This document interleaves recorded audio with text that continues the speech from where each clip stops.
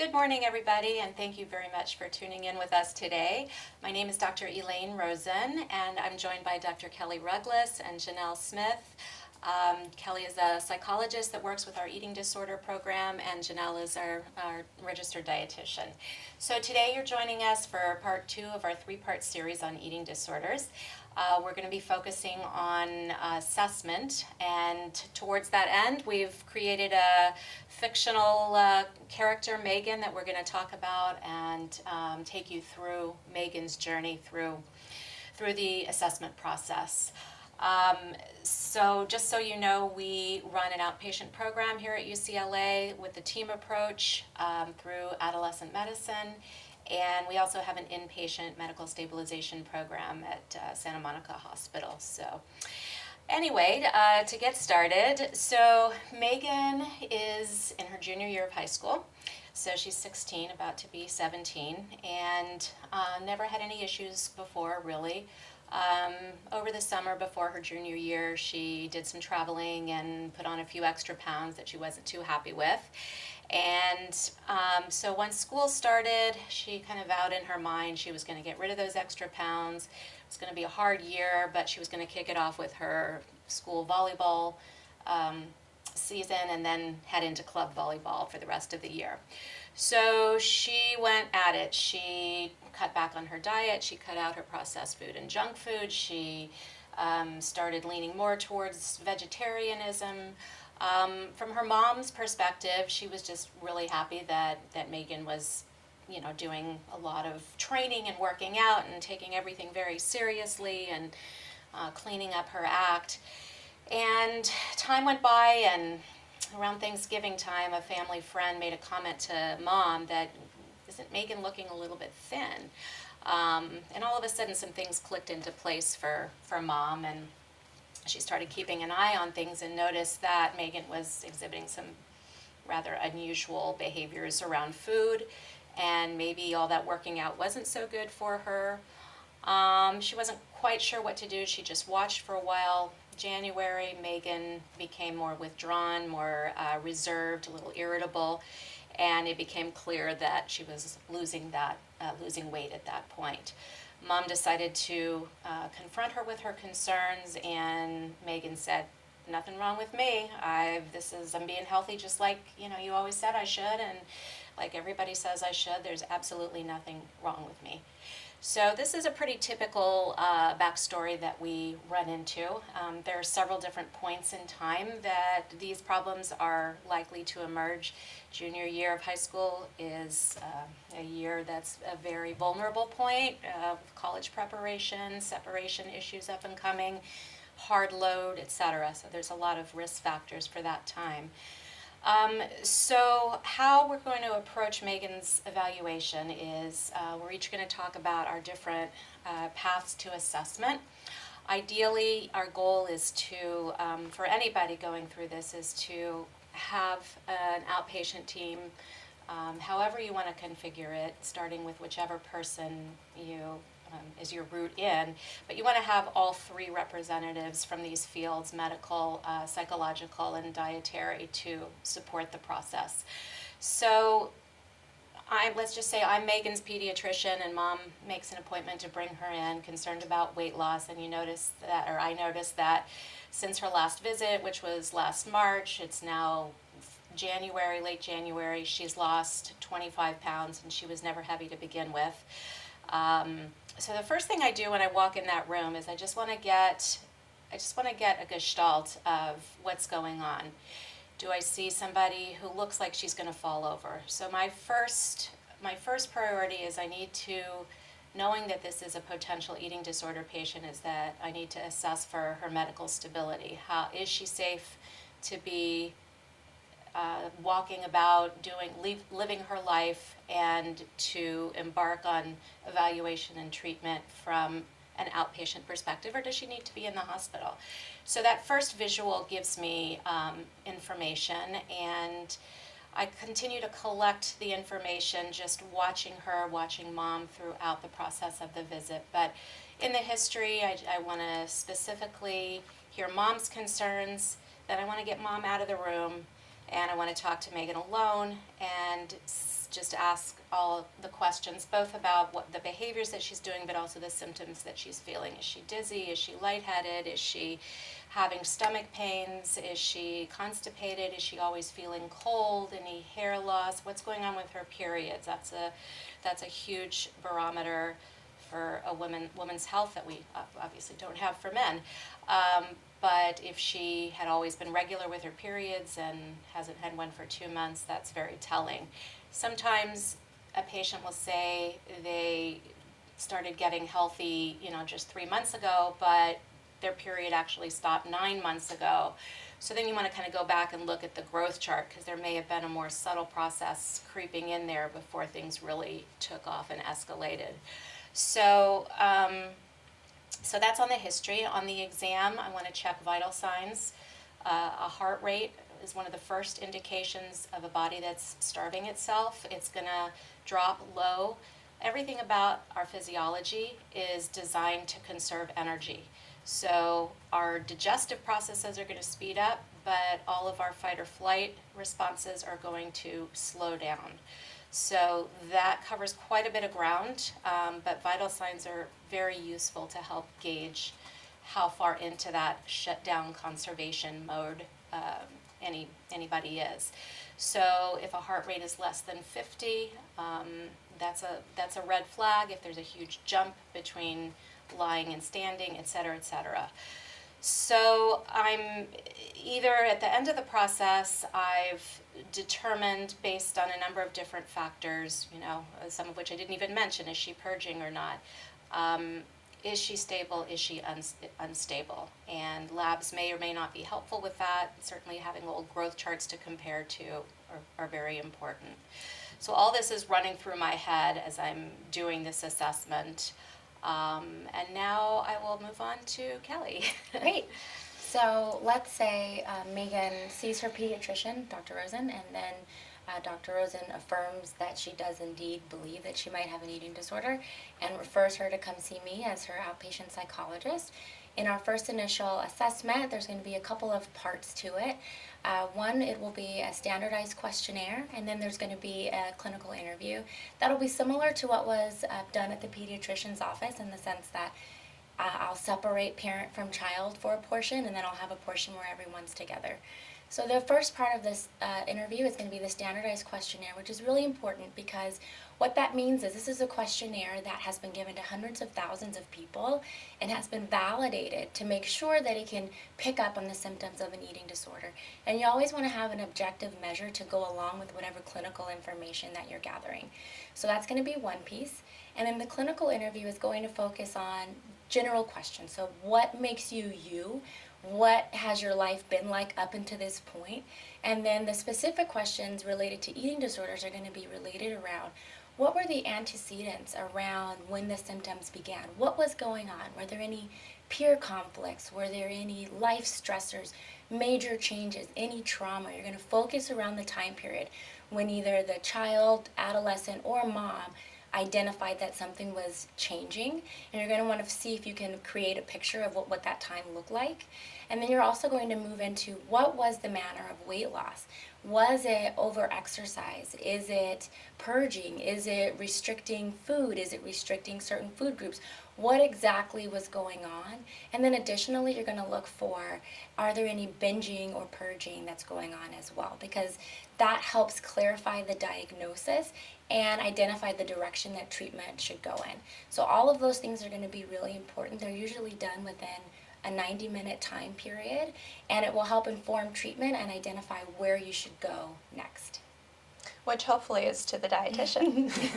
Absolutely. So a dietitian is a very important member of the eating disorder treatment team, and I would say sometimes the most feared because we end up talking about food with our dietitian in great detail, and that can be a very difficult subject to talk about when you don't feel completely confident or comfortable in your relationship with food. So it's important for a dietitian to be experienced in treating eating disorders. I think all of us would agree in our specialties that It's really beneficial to work with someone who does have experience with this population, who can be sensitive and anticipate and ask the right questions to really help that person get a great evaluation. So with a dietitian, we would talk about with Megan how her family's food culture kind of progressed throughout her life. What were her favorite foods as a kid? What foods did she start to cut out when she first started to change her diet? I would again talk with Megan alone without parents, but also include parents for some part of the assessment to determine what their concerns are and what they've noticed. A lot of times it's the parents or some outside individual, a friend, peer, colleague who really is more aware of the eating changes that are happening and how that person's eating behaviors are different than how they used to be. So we're going to talk about what foods, again, are avoided. A lot of times individuals will start, like Megan, with trying to start a healthy diet, taking more ownership, being more mature, deciding to eat less processed foods, really caring about the food one puts in one's body. And in eating disorders, generally that progresses over time and morphs into more control, more restrictions, more guilt, kind of problematic relationship with food. So we want to talk about how that's happening. Your dietitian should also discuss physical activity with you to get an assessment of what kind of stress your body is going through, as well as talk about any compensatory behaviors. It can be very difficult to talk about some of these behaviors that someone is ashamed or embarrassed about or has a difficult time admitting.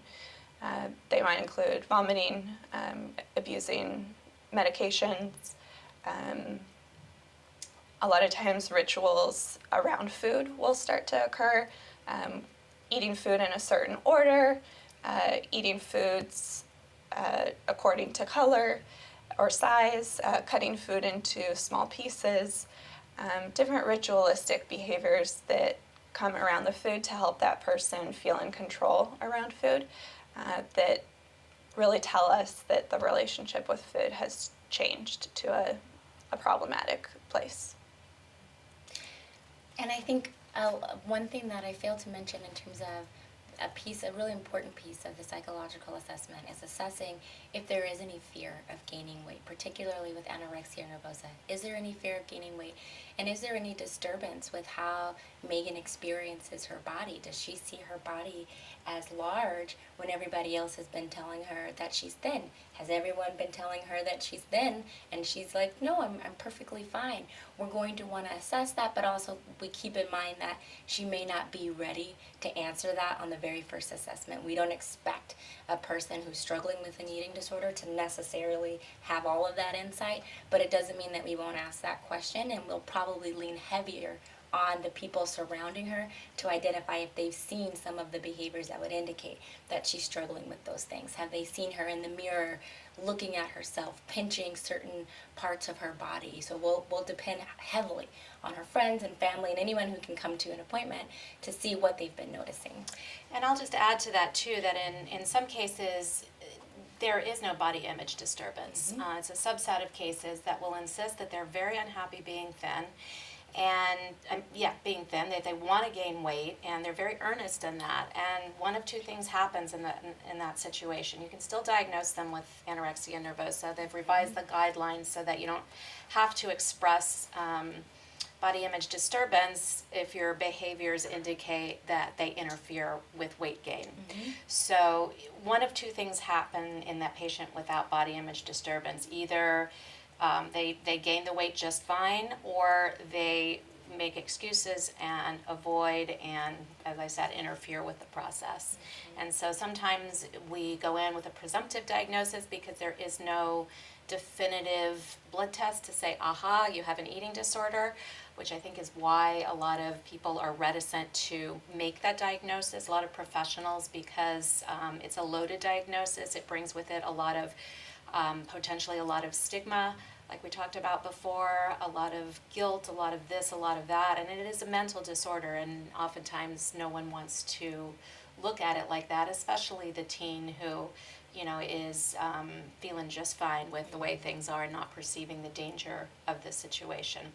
So there's a lot of different paths that we can take to diagnosis, and walking that line into diagnosis, it's not always possible to have a team before you give a diagnosis. You don't need a team to have a diagnosis. A parent can feel in their gut that their child has anorexia before you even step into a professional's office.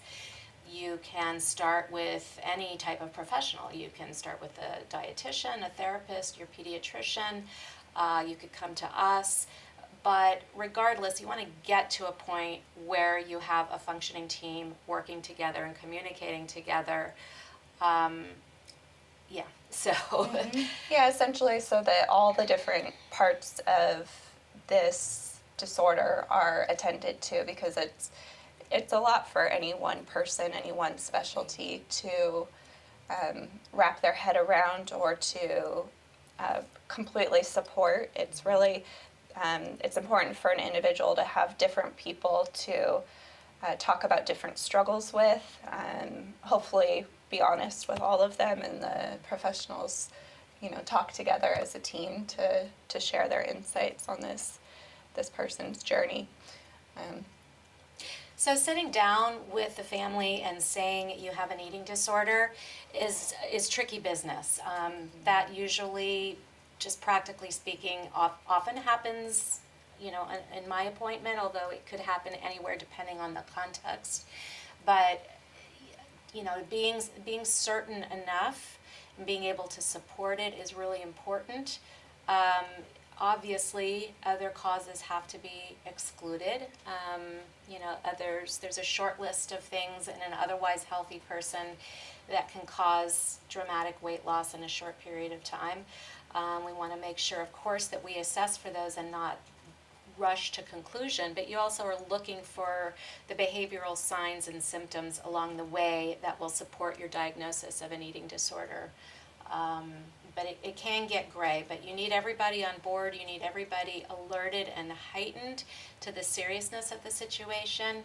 So once you come forward with the diagnosis, you are going to often be faced with a resistant, often in tears, teenager, and that's actually one of your first ways, strong clues that you have to say, aha, we're on the right track, is if the teenager starts crying, then that's a good sign, right? When you say. No, I think it's a very good sign, because up until that point, they've likely done a really good job of hiding the symptoms and making them appear very typical and normal and socially acceptable. And it's when they're finally confronted with someone or a team of people who have identified the areas of concern that it's almost like the building comes crashing down around them.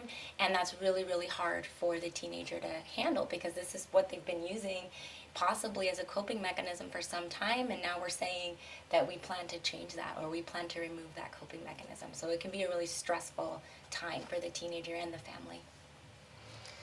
Yeah, it's often a little easier with somebody with bulimia, because it's uncomfortable to purge. It doesn't feel good, it doesn't feel right, and they'll be more motivated to stop that behavior once they're out with it. But the anorexia, they get into this place where they'd feel just fine. And but also, I think I would add to that, yes, that coping mechanism is being challenged, but also sometimes I see an element of relief too, that it's so much work to have 100% of your headspace taken up with how you look and how you eat and calories and this and that finally they can relax. Now that's never going to be without conflict, right? But anyway. Yeah, but I think there are instances, once they get past that first initial, my secret is out and I'm distressed by my secret being known by everyone, there can be a little bit of a sigh of relief where, okay, now my parents know, now I can get a little bit of support and I can get some help, because it has been really stressful on me to lose maybe some of my friends and not participate in all the things I've been participating in because I've been so focused on this food or this exercise that I've missed out on a lot of things.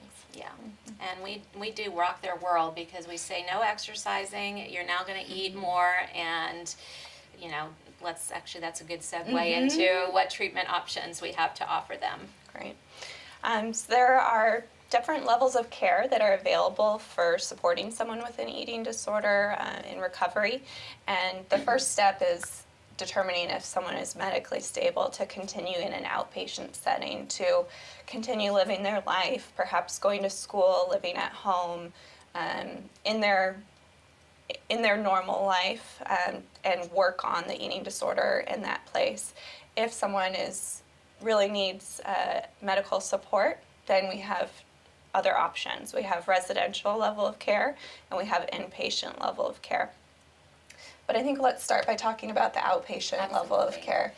And it sounds like, from my experience, there may be an individual approach where the adolescent or young adult is kind of the main player in the treatment with the professionals, and then there's another approach. Yes. So there are two approaches, and this is, again, once your pediatrician has cleared you and has said, yes, you're medically stable, you are well enough to be at home. The other treatment is family-based treatment, and that's an evidence-based treatment. That's really the first line of treatment that you want to investigate if you have a teenager that you think might be struggling with an eating disorder, particularly anorexia nervosa. Can I interrupt for one Sure. second? The actual acronym is FBT, family-based therapy, which is different than traditional family therapy. Right. And what that means, the reason why it's different, and the reason why it's different from individualized treatment, is that it sees the family as the main source of change for the teenager. So rather than the teenager going into a session and being tasked with working on it and fixing it and working on their thoughts, the family really takes over, and the main focus, at least in the initial phase of treatment, is going to be weight restoration. So everything is focused on making sure that this teenager eats food that's appropriate to them and that parents are comfortable picking the food, plating the food, and serving the food, and making sure that the food is completed. So it's a huge shift for most families of a teenager. So the teenager goes from being fairly independent, having preferences, making decisions about what they will and will not eat, to the parents making all of those decisions for them until they've gotten to the point where their weight is restored. And then there's two more phases that focus on returning some of that power and control back to the teenager, and the last phase, which is focused on addressing any other psychological or psychiatric concerns that are still left over once the weight has been restored and once the teenager has gotten back to basically their normal routine of things. Then you get to work on what else is going on in your life, maybe what else contributed, what are the underlying factors that contributed to this eating disorder, and how do we identify a plan to prevent relapse and to prevent this from happening again. But again, this treatment is really heavily focused on the family and their role in returning their adolescent back to what they were before the eating disorder began. There's two things I want to add that make this such an attractive treatment modality for me. One is the idea that a starving brain is not able to discuss eating disorder thoughts and beliefs, and that that is a physiological, in part, response to starvation. So it feeds on itself, so to speak. So feed first and then address what's left after that is very intuitive to me. And also just the empowering parents part, because I feel like in everything, parents tend to be disempowered, and our society is not great on empowering parents and teaching them how to manage adolescents who are healthy, much less with a serious mental disorder. So the ones that I've seen go through this successfully the empowerment has spilled over to all areas of the life with their kid. Absolutely. And I think another key piece is that in this style of treatment, families are not blamed. they are not seen as the cause or as the reason why their teenager has this. They are seen as the source of help, the source of support, and experts on their child, and they are the main ones that are going to actually be able to return them to health, which I think is really helpful for parents who are feeling like maybe I missed some signs, maybe I let this get past me and I should have caught it earlier. Things happen. There are a lot of people that become vegetarian who do not eventually have an eating disorder. So I think this is a good therapy to encourage parents that their instincts are right on and that they can actually help to bring their child back to health. In outside treatment environments, the treatment team and the staff and the infrastructure really provides the same role that the family does. So it's pretty special for the family to learn how to help someone recover from their eating disorder, especially because these are often long-term, struggles that don't last just the 2 months in a partial hospitalization program or Exactly. 6 months in a variety of levels of care. It's very helpful for the family to know how to support their child through all of these stages. Yeah. So just a minute, I guess, on summarizing the other treatment modalities, and then I think next time we're going to focus more on treatment itself. This is just sort of laying out the options, and so we'll be doing treatment goals, relapse prevention, etc. So anything more you guys want to say, or you feel like we touched on it enough? Maybe just that there are two different types of inpatient treatments. There's a psychiatric kind of setting where maybe Kelly can talk about this better, actually. Yeah, there's a psychiatric setting of inpatient treatment where you, beyond just medical stabilization, they will have support groups, individual therapy. They will have an entire treatment program dedicated to working on some of the possibly antecedents to the eating disorder, maybe teaching you coping skills, teaching you different ways to think, teaching you how to combat some of the eating disorder thoughts. So it will be a medical stabilization program in combination with a psychiatric program that's focused on helping teach coping skills, teach relaxation skills, and address the eating disorder thoughts while you're in an inpatient setting, in comparison to a strictly inpatient medical stabilization program where the main focus is going to be on returning the body to health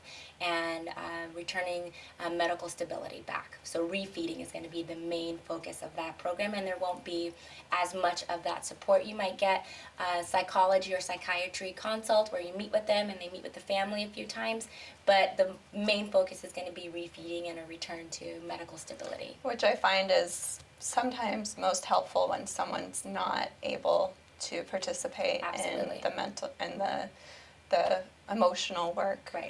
The difficult cognitive work, like we were talking about, of addressing those thoughts when your body is still struggling to maintain itself.